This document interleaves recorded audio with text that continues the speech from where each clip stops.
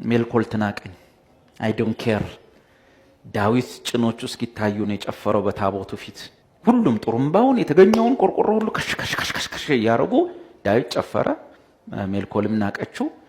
ዳዊት ደግሞ ጨፍራለሁ አለ ጭኑ እስኪታይ ወዘተ ልክ ነው በኪዳን ውስጥ በአዲስ ኪዳን ግን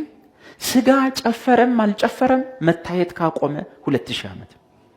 ጣራም ብትነካ እግዚአብሔር አይህም እንዲህ ብለህ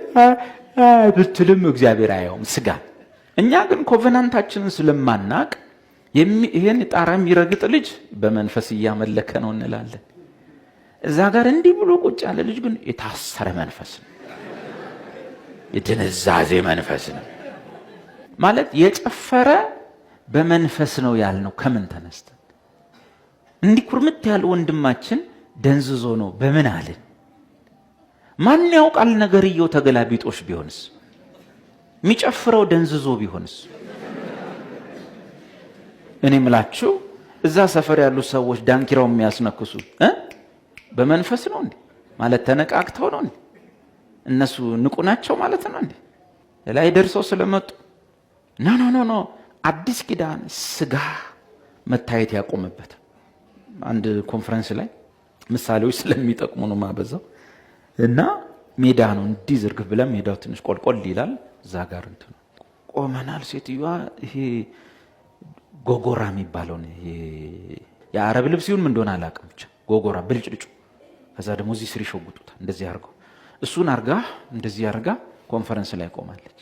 ሰው ይጨፍራል እሷ ዝም ብላ ቆማለች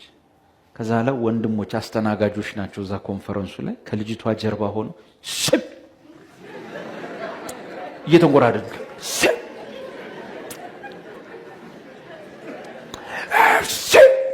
ለምን ሁሉ እየጨፈሩ ነው እሱ አጨፈረም አንድ ሁለተኛ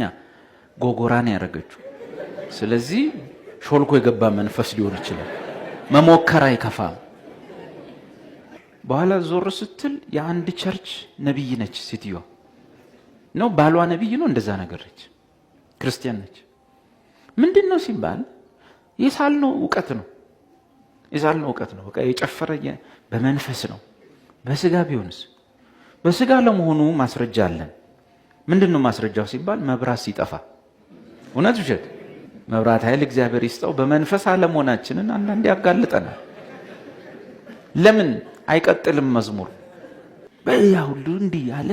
ላበላብ የሆነ ሰው በሙሉ ልክ ያመለኩ መብራቷ ድርግም ስትል የምትወጣ ድምጽ አለች ወይ የምትል መዝሙሩ አይቀጥልም ወርሺፑ አይቀጥልም ከዛ ይቆማል መብራት እስኪመጣ ጄኔሬተር እስኪነሳ ይቆማል አይቀጥልም ለዚህ መጀመሪያ በመንፈስ ነው በመብራት ኃይል ነው ያመለክነው እሱም ቼክ ይደረጋል ለዚህ በመብራት ኃይል ነበር ምናመልከው እንጂ በእግዚአብሔር ኃይል አልነበር